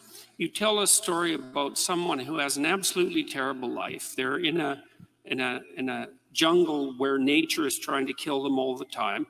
And while they're trying to be killed by nature, while nature is trying to kill them all the time, horrible barbaric thugs are making their life miserable in every possible way. Okay, so that's one pole, let's say. And then another pole, you identify, and these are hypotheticals, so I guess they're fictions. That's one way of thinking about it, even though they're extracted from real situations. They're meta-fictions, they're meta-truths. That's another way of thinking about it. You contrast a good life, and that's a life where the person has enough to eat and enough shelter, and they have the things that you would expect people to want. You say, this is a bad life, and you say, this is a good life. And then you say and then you make a side move, which I would say is that's an objectively verifiable fact. I would say, I don't think it is an objectively verifiable fact. I think it's a fundamental moral claim. And I think that's where you put your stake in the ground. And I would say, when I read that, I thought, well, if you take your jungle story, which you've extracted from a bunch of horrors and compiled, and you take your positive story, which you've extracted from a bunch of horrors or a bunch of quasi-utopias, let's say, and compiled, you're 2/3 of the way to a landscape of hell and heaven. Right. Well, so then why not continue the abstraction and say, look, what we're really trying to avoid here is hell. Oh, yeah. What we're really trying to move towards is heaven. Yeah, but well, as soon as you do that, you're in a religious landscape. No, but my name for hell is...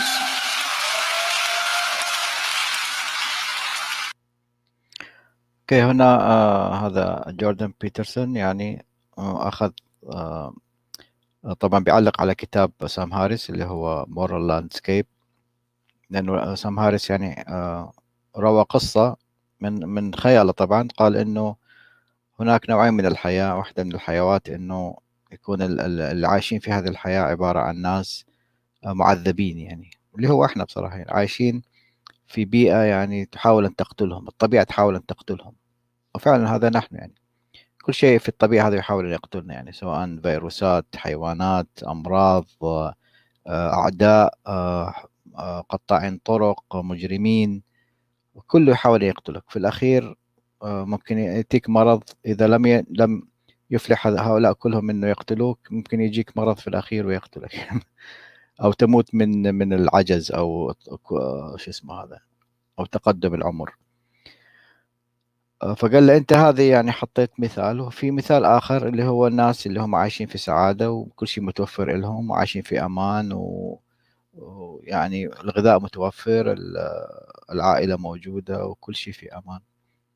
فبيقول أنت يعني أنت الآن أنت بمثالينك هذولا أنت ضربت مثال عن الجحيم وضربت مثال عن الجنة. إذا أنت كتابك المفروض ما تسميه المنظر الأخلاقي، المفروض تسميه المنظر الديني، لأن هذا الدين هو اللي قاله. الدين قال إنه هناك جحيم وهناك نار، يجب أن تتجنب الجحيم ويجب أن تذهب إلى الجنة. فهنا طبعا الناس صفقوا طبعا اللي هم المتدينين، فشوية يعني سام هاريس راح يغضب يهزئهم شوية.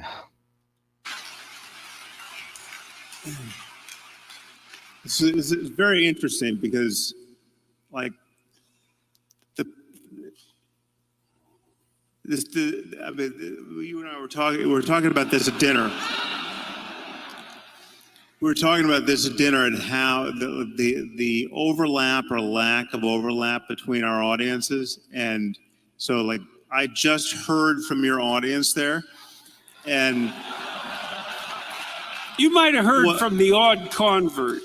but what's amazing to me is, so, like, I have to do some work to figure out what point they think you made. Because look, wait a second. Wait a second. Wait. No.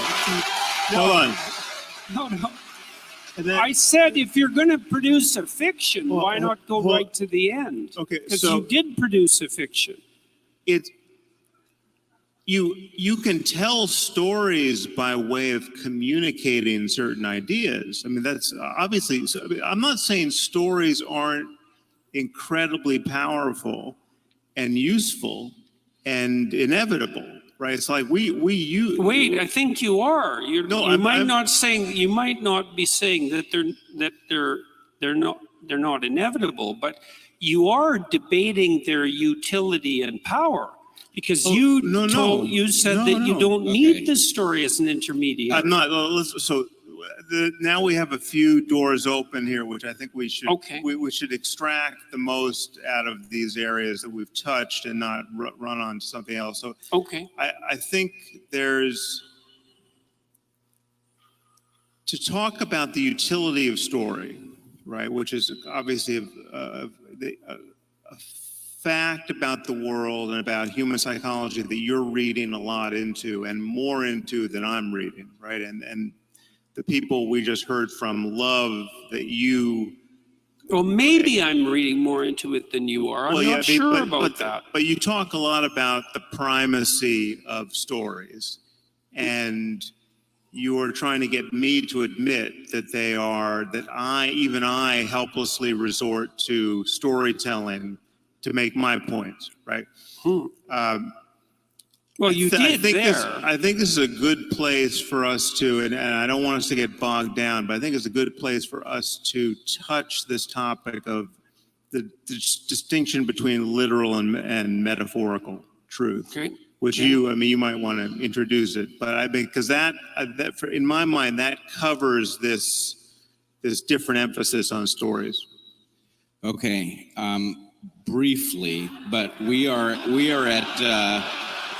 at 60 minutes, and we had agreed to go an hour and 15 before we start Q&A. So I agree that metaphorical truth is relevant here.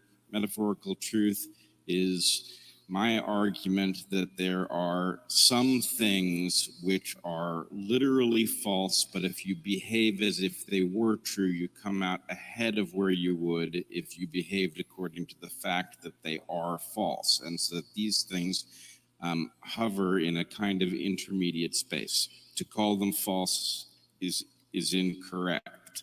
Right. And I hear Jordan wanting to call them true because they're so useful, right? Well, but you also look, this is what happens in the moral landscape, I think. Tell me why I'm wrong, because I'm really trying to understand it. See, I think you dealt with G.E. Moore's problem of infinite regress by staking a moral proposition. And your moral proposition was, look, here's a way things can be horrible, and here's a way things can be good. Can we accept that this is horrible and this is good, and that we should move towards good? And if the answer is yes, we can accept that, then we can proceed. And maybe we can even proceed with extracting values from facts, but we have to accept that a priori presupposition first. And you insist that we have to accept it because it's objectively true. And I don't think that's correct. Well, so let me just get the proposition clear. So my argument is that the worst possible misery for everyone is bad. That's hell. Okay, so hell is the religious version of that, but I'm just, you can forget about religion or whether there's a God or anything else. That we live in a universe that admits of the possibility of experience.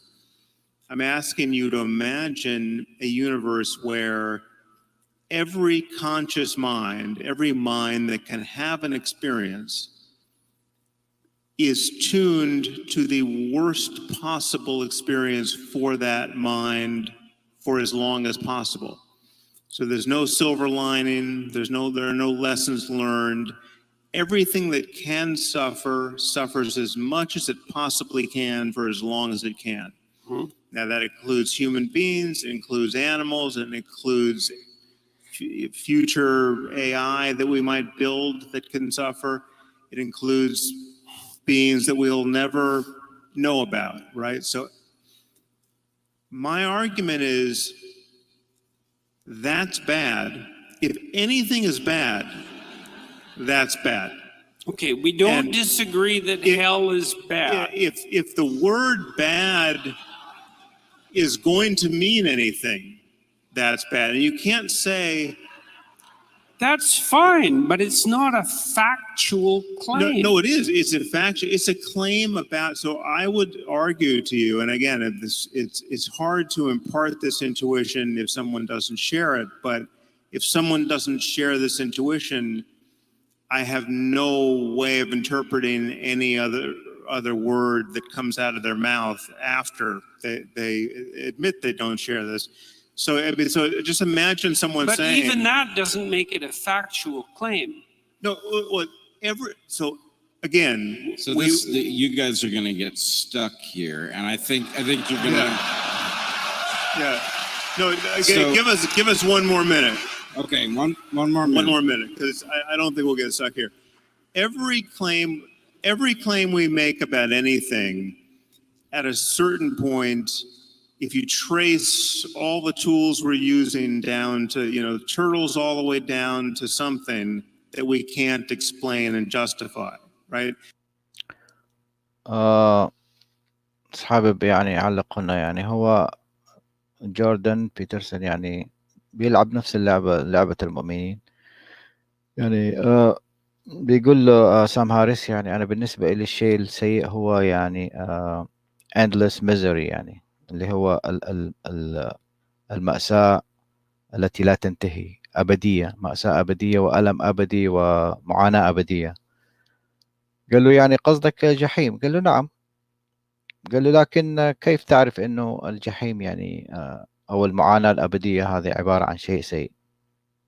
نحن لم نتفق على معنى كلمة سيء. ماذا تقصد بكلمة سيء؟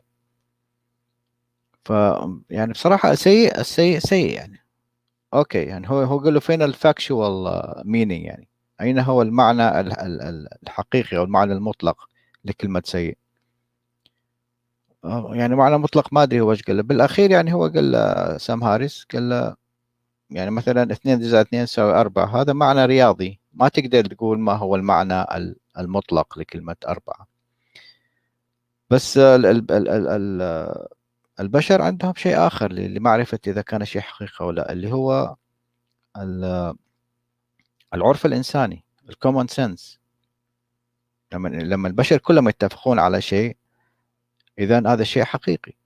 لما البشر كلهم يتفقون على أن السكر طعمه حلو إذن فعلا السكر طعمه حلو، حتى لو كان في حيوانات أخرى مثلا يذوقون السكر ويتقززون منه، لكن البشر متفقون كلهم على أنه السكر طعمه حلو.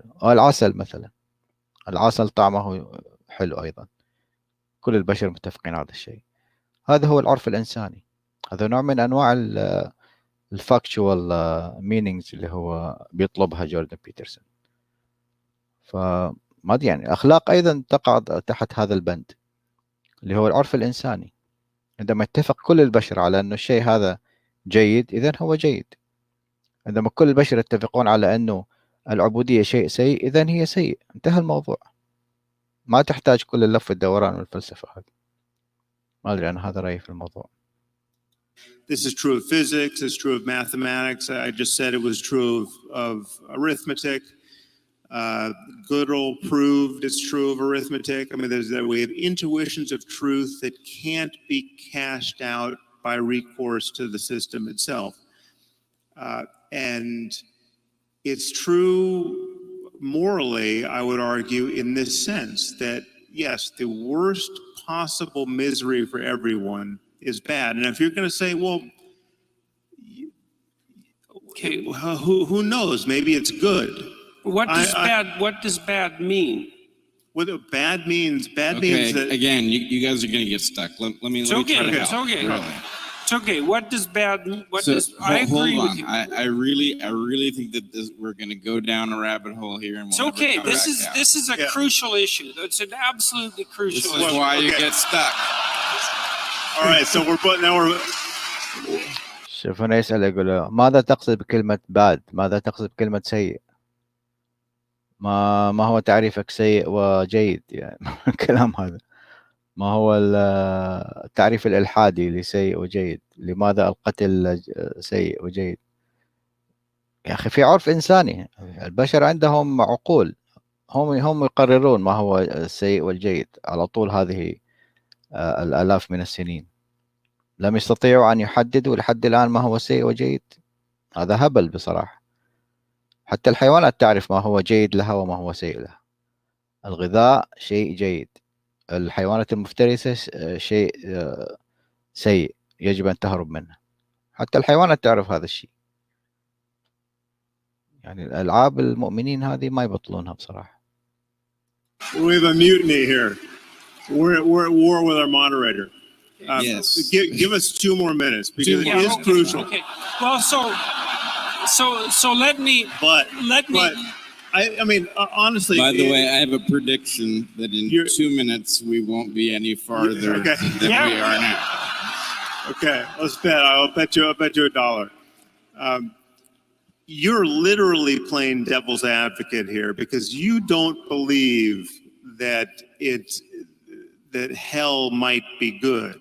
No, right? of course not. Okay. I didn't say that for a second. So you're willing. I agree that it's bad. By definition. This isn't I would argue that anything you would, if you're going to use the word bad and good, or better and worse, or anything, make any value judgment about anything, it will implicit in those judgments will be an acknowledgement, whether you're going to acknowledge it or not when I put the question to you, that the worst possible misery for everyone is bad. You can't use the word bad unless you're going to acknowledge that. I'm not disagreeing in the least about that. Okay, not a bit. So it's built into your good and bad with respect to every other situation in life. Fine. I agree. Like, you know, if you're going home tomorrow and a bus drives by and cuts your hand off, and you say, "Well, that was bad."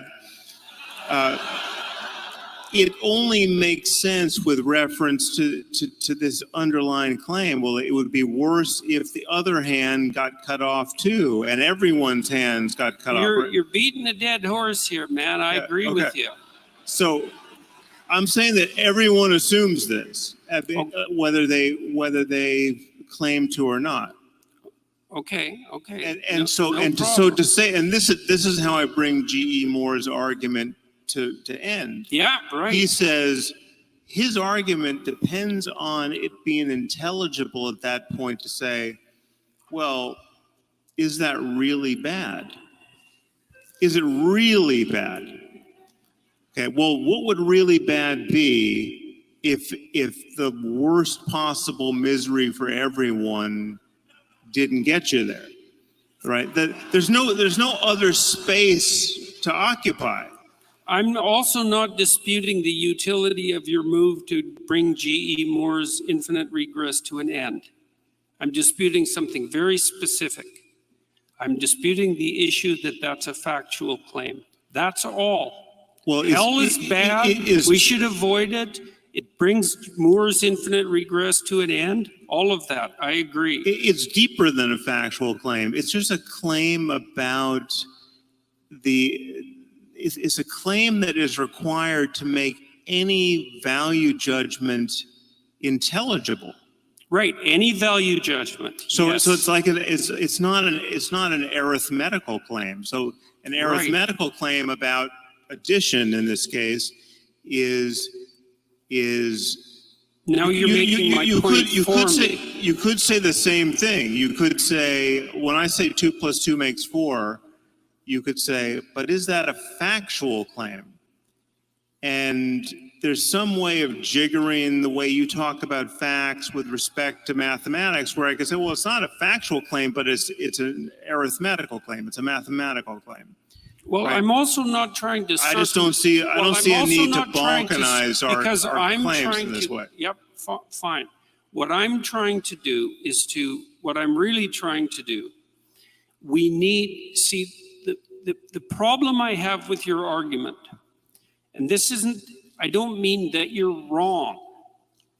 I see what you're doing, and I see why you're doing it, and it's, as far as I can tell, it's laudable. But the problem is that as far as I can tell, there's problems it doesn't solve, and there's other problems it leaves unaddressed that don't have to be unsolved or unaddressed. And one of the problems is this problem of the intermediary interpretive structure. And you already said we need intuitions to guide our interrelationship with facts. Okay, so we've already agreed on that. So the question is, what are the nature of these intuitions? And I'm saying some of those intuitions take the place of stories.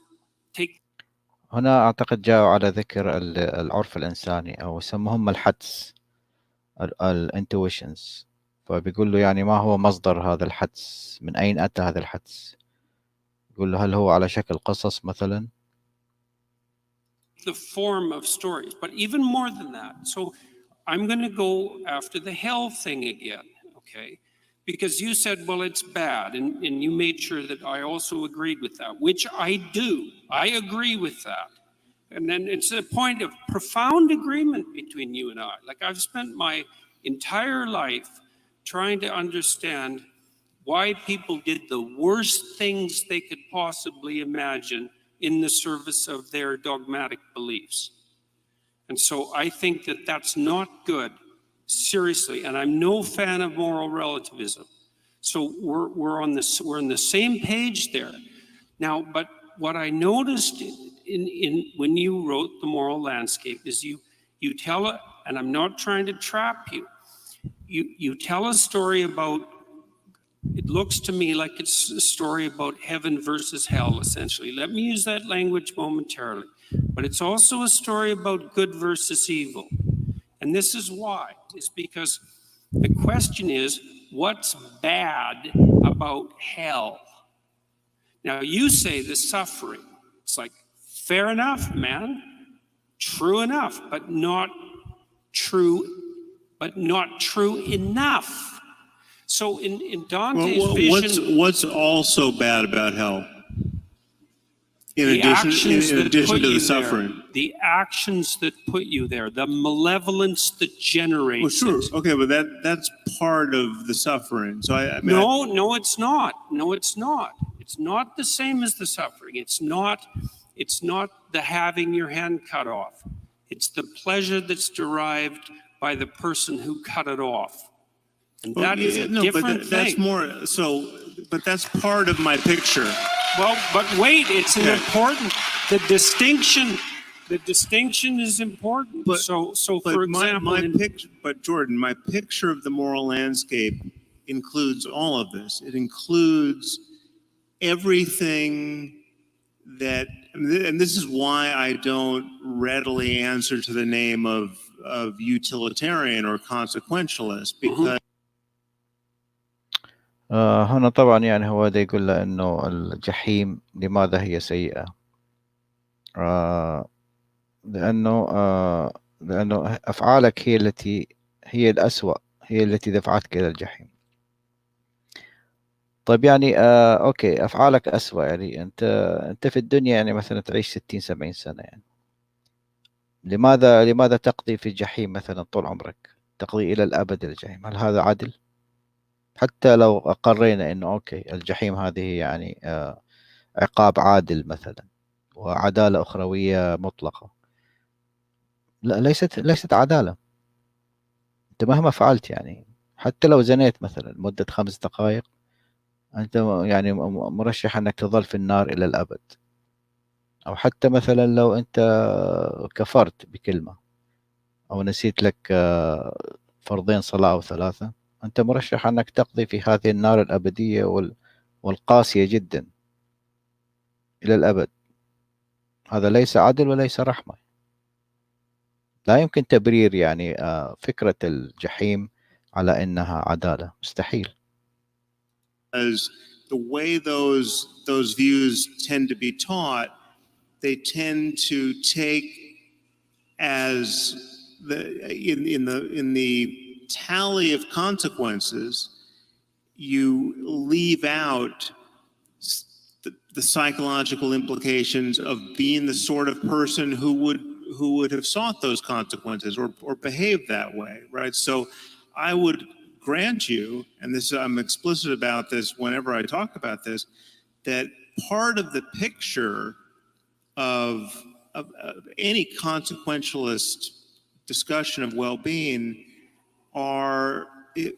is everything about the human mind and social relationships and societies born of all the individuals living together. Everything there that leads to different states of consciousness. So it's like you having negative intentions towards other people that give you that produce certain negative actions in the world. Those intentions themselves are part of the consequential picture. Those intentions themselves close the door to certain kinds of positive mental states that you don't have. Let's say you don't have compassion because you wake up every morning just trying to figure out how to manipulate people. Well, not being able to feel compassion for other people is a bad thing for many reasons we could adduce. And yet the usual consequentialist picture just looks at what's happening out in the world in terms of the body count, and that's not, it's all part of this picture. We're all talking, anything that can possibly affect a conscious mind anywhere is part of the picture that I'm painting, that I'm calling the moral landscape. Okay, so you. Okay, I want you to let me step in. I think I can. We need to bring you guys. Get us somewhere. All right, I'm going to start with you, Sam. اوكي، على العموم يعني هذه تقريبا نصف الحوار. على العموم انا راح اضطر انهي، لانه ممكن اللي حابب يكمل الحوار انا راح اضع رابط فيديو اليوتيوب وهو مترجم باللغة العربية، راح اضعه في الشات، ومن حابب انه يعني يكمل المناظرة. هي مش مناظرة، حوار طبعا، يناقشون كتاب سام هاريس اللي هو The Moral Landscape أو المنظر الأخلاقي. العموم يعني هذا هو النقاش، وبالأخير طبعا يكملون ويحاولون أنه يعرفون الإله، ما هو الإله. سام هاريس يسأل جوردان يعني ما هو الإله وكذا، جوردان يعطيه حوالي 4 أو 5 تعريفات مختلفة للإله. وآخر شيء يعني سام هاريس قال له طيب لم أجد في تعريفاتك هذه كلها الإله الذي سوف يعذبني فقط لأني استمنيت مثلا وأنا مراهق. يعني أنت تعريفاتك كلها عبارة عن تعريفات عاطفية وتعريفات كلها خيالية ومثالية زيادة عن اللزوم عن الإله، بينما حقيقته في الكتب المقدسة تقول غير ذلك، وتدعي أن هذا الإله عبارة عن إله غاضب وإله يعاقب على أقل خطأ ويرسل بكل الصواعق وكل العذابات على البشر في الدنيا وفي الآخرة، ويغرق البشر طبعا بالطوفان والأشياء هذه. العموم هذه مجرد طبعا مشاركة، كان فيديو جميل وحوار جميل جدا وراقي جدا ومستوى جدا عالي. أشكر الجميع وأتمنى لكم يوما سعيدا ونراكم على خير. باي باي. Thank you, my friend Zayad Ali. I have to leave now. I'm so sorry. We can continue our dialogue later, like maybe tomorrow or after tomorrow when I have a new episode. Thank you, Zayad.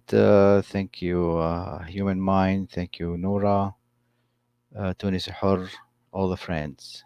Thank you, and you have a good day. Bye bye.